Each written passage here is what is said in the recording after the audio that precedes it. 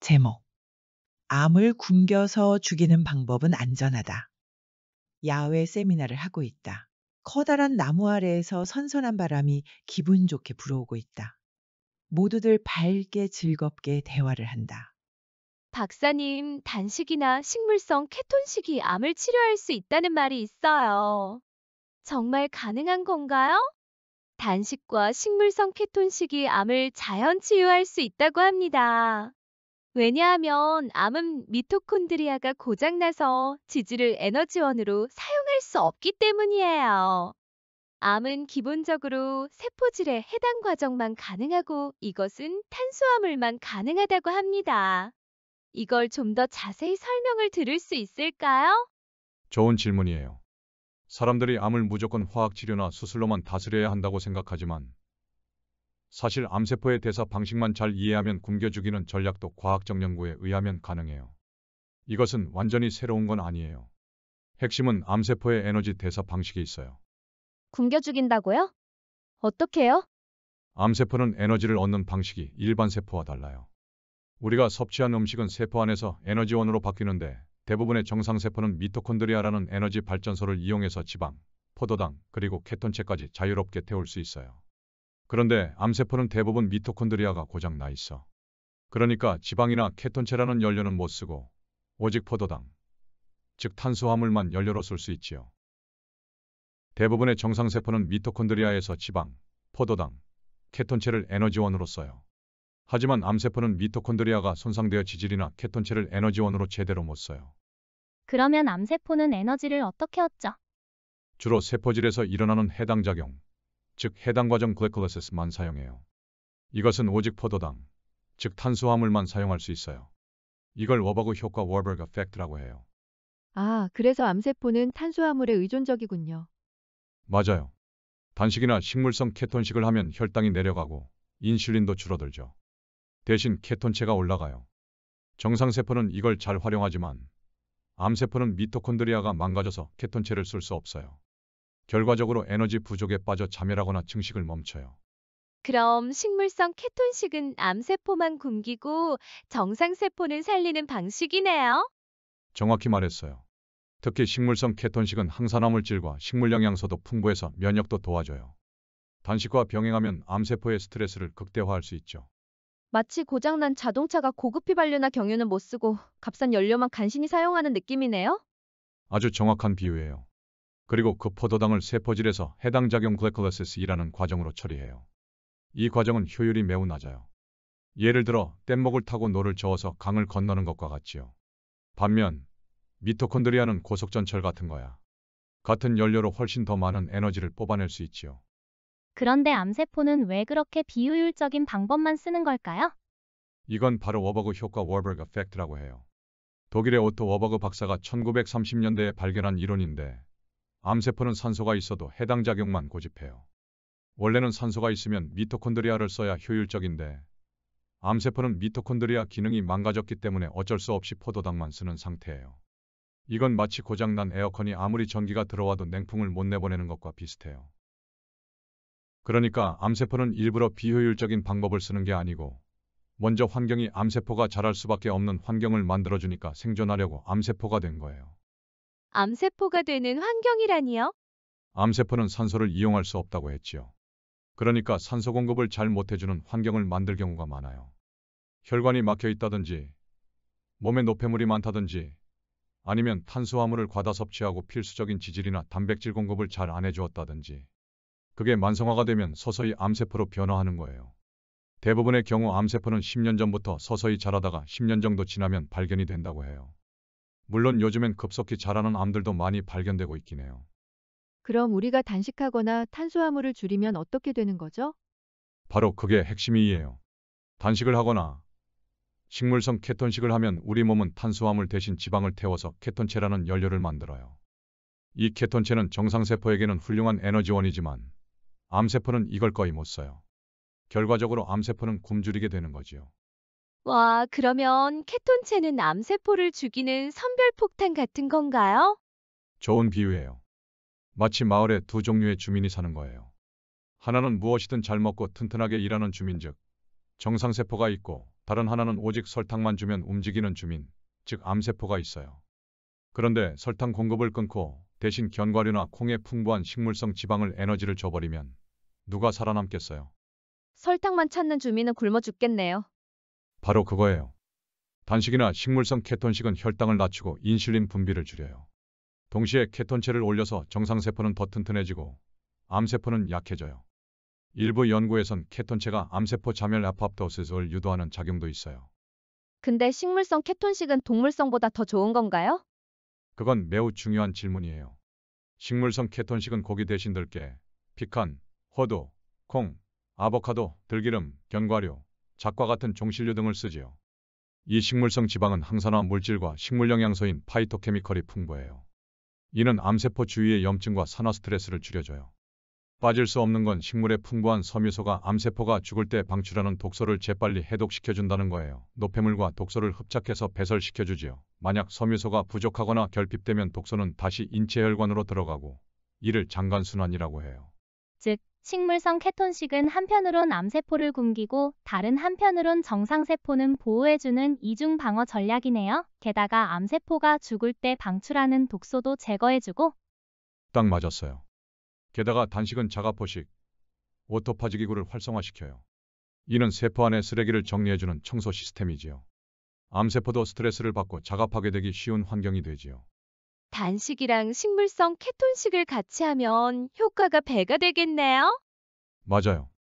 일정한 기간 동안 안전하게 설계된 간헐적 단식이나 장기 단식을 식물성 케톤식과 병행하면 정상세포는 적응하고 회복력을 키우는 반면 암세포는 점점 더 고립되고 약해지지요. 그런데 암이 아주 심각한 상태라도 이걸로 회복이 가능할까요? 병의 정도에 따라 다르지만 최근 연구들은 일부 환자들이 항암제 없이도 식이요법만으로 암의 진행을 억제하거나 퇴행시켰다는 사례들을 보고하고 있어요. 다만 반드시 전문가의 지도하에 하는 게 안전하겠죠. 개인의 체질 상태, 암 종류에 따라 전략을 맞추면 더욱 효과적일 거예요. 그러면 병원 치료와 병행할 수도 있는 거네요? 그렇지요. 항암 치료 중 혈당을 낮추고 케톤 상태를 유지하면 암세포는 더 큰 타격을 받고 정상세포는 덜 손상되는 연구들도 있어요. 이걸 대사치료 메타볼릭 테라피라고 부르지요. 암도 에너지가 있어야 생존하는 세포라는 점을 고려한다면 에너지를 차단함으로써 암을 치유한다는 것은 매우 중요한 접근 방법일 수 있어요. 단식에 대해 좀 더 설명해 주시면 감사하겠습니다. 물론입니다. 다음은 단식 패스팅 외 정의부터 생리적 변화, 암과의 관련성, 단식의 종류, 단식 시 주의사항까지 체계적으로 설명한 내용입니다. 과학적 용어는 쉽게 풀어 설명하면서 핵심 내용을 놓치지 않도록 구성하겠습니다. 먼저 단식이란 무엇인가에 대해 설명해야겠지요. 단식 패스팅이란 일정 시간 동안 음식 섭취를 의도적으로 중단하거나 극도로 제한하는 것을 말합니다. 전통적으로는 종교적 이유로 행해졌지만 현대에 와서는 질병 예방, 노화 억제, 세포 회복, 암 억제 등의 치료적 목적으로 주목받고 있습니다. 요즘에 단식이 유행이에요. 그리고 저탄고지라고 하는 케톤식도 유행이고요. 유튜버들도 많이들 소개하고 있어요. 미국에서 전뇌증, 간질을 약으로 치료하지 못하던 부모가 있었는데 케톤식으로 개선되었다고 해요.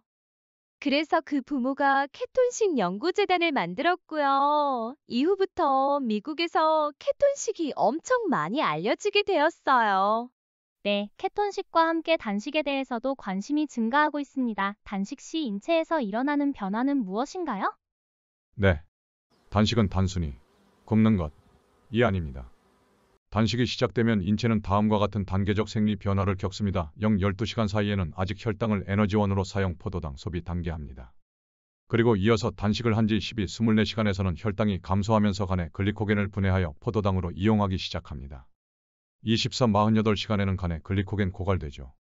그래서 인체에 저장된 지방이 분해되어 에너지로 이용되기 시작합니다. 이와 동시에 케톤체의 생성이 시작되죠. 48시간 이후에는 혈중 케톤체 농도 증가하면서 본격적으로 자가포식, 오토파지가 활성화된답니다. 그러므로 단식 과정에서 핵심 변화를 정리하자면 인슐린이 감소하면서 염증이 억제되고 이와 함께 암세포 성장이 억제된다고 할 수 있겠습니다.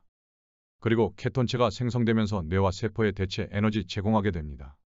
케톤체는 자체적으로도 염증 억제 효과가 있습니다. 염증 억제는 단식을 한 지 2일 정도 지나면 나타나기 시작합니다. 그 전에는 염증을 만드는 면역세포들이 여전히 흥분해 있고 인체의 탄수화물을 에너지원으로 이용하는 상황이지요. 자가포식에 대해 좀 더 설명을 부탁드립니다. 자가포식. 오토파지란 세포 외부에서 에너지를 공급하지 않으면 세포는 손상된 단백질이나 엉긴 유전자, 고장난 미토콘드리아를 분해하여 에너지원으로 재활용하는 것입니다. 이 과정에서 세포가 청소가 됩니다. 그렇다면 단식을 하면서 암도 정리가 되나요? 그렇습니다. 단식은 특히 암세포 억제와 관련된 대사 환경을 조성합니다. 아래와 같은 원리가 핵심입니다. 먼저 무엇보다 암세포는 미토콘드리아 기능이 손상되어 있습니다. 따라서 탄수화물, 즉 포도당만으로 에너지 생산합니다. 물론 간혹 지질을 이용하는 암세포가 보고됩니다만 그것은 시험관에서 나타나는 결과들이 대부분입니다. 인체를 대상으로 한 연구에서는 대부분 암세포는 탄수화물을 주로 이용한다고 나와 있습니다.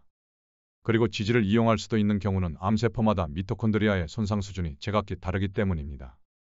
암마다의 미토콘드리아의 손상 수준이 제각기 다르더라도 탄수화물을 제한하면 암세포들은 그만큼 성장에 어려움을 겪게 될 것이라는 것 같아요. 그렇습니다. 단식, 혈당 감소, 암세포 에너지원 고갈, 암세포는 케톤체 사용 불가, 암세포 굶주림, 단식 상태에서는 정상세포만 케톤체를 활용하여 생존 가능, 암세포만 선택적으로 약화됨. 이것이 암의 대사치료의 접근 원리입니다. 단식은 정상세포는 보호하고 암세포만 스트레스에 노출시키는 선택적 전략이군요. 그렇다면 단식 기간에 따른 단식의 종류를 설명해 주시면 감사하겠습니다. 좋습니다. 기간에 따른 단식의 종류는 다음과 같이 나뉠 수 있을 것 같아요. 먼저 간헐적 단식은 하루 중 일정 시간만 먹고 나머지 시간은 단식을 하는 것입니다. 예를 들어 하루 24시간 중에서 16시간 단식을 하고 8시간 이내에 식사를 하는 것입니다. 이것은 40일간 단식 기간을 5단계로 나눈다면 2단계까지 진행하는 셈이 됩니다. 장점은 일상생활에서 쉽게 적용 가능한 것입니다. 요즘 젊은 사람들 중에 간헐적 단식을 하시는 분들이 많아요. 그런 분들의 공통점이 힘이 세고 얼굴에 피부색이 밝더라고요. 느낌도 너무 좋은 거 있죠. 하하하. 그렇군요. 저도 간헐적 단식을 하시는 20대와 40대 초반의 남성분을 본 적이 있는데 정말 피부가 깨끗하더군요. 그럼 두 번째 단식을 설명드릴게요. 이것은 격일 단식 Alternate Day Fasting ADF입니다. 하루는 정상 식사를 하고 그 다음날 하루는 거의 안 먹거나 원래 섭취량의 25%만 먹는 것입니다. 인체가 적응만 하면 충분히 가능할 것 같아요. 사실 매일 하루 3끼 먹으면 몸이 힘들더라고요. 그렇습니다. 원래 자연계에서는 하루에 한 끼 먹는 게 기본이지요. 세 번째는 2일 이상 단식을 하는 장기 단식입니다. 2일 7일 이상 연속적으로 단식을 하는 것인데요. 전문가 지도가 있다면 도움이 될 것입니다. 이외 의료적 단식이라는 개념도 있어요. 암, 자가면역 질환, 당뇨 등 특정 질환 치료를 위한 전문 단식이라고 할 수 있지요. 단식 중 주의할 점이 있을까요? 네. 처음 단식을 하시는 분은 수분 보충하시는 게 좋아요. 반드시 충분한 물과 전해질 섭취를 하시길 권합니다. 전해질은 천일염을 드시면 됩니다. 그리고 약물 복용자는 반드시 의사와 상담 후 결정하세요. 특히 저혈당 위험군, 당뇨병, 고령자는 처음 단식을 하실 때 주의하세요. 장기 단식은 전문가의 안내가 도움이 됩니다. 그리고 운동량인데요. 단식의 초기엔 과도한 운동을 피하시는 게 좋습니다. 가벼운 산책이 좋겠지요. 감사합니다. 물도 먹지 않는 건단식과 물을 먹는 물단식이 있다고 하는데 그 차이를 알 수 있을까요? 건단식이 효과가 더욱 좋다고 하던데 그 이유도 알고 싶어요. 네. 그런 다음 시간에 알려드릴게요. 감사합니다. 감사합니다. 땡큐예요, 박사님. 박사님, 정말 감사합니다.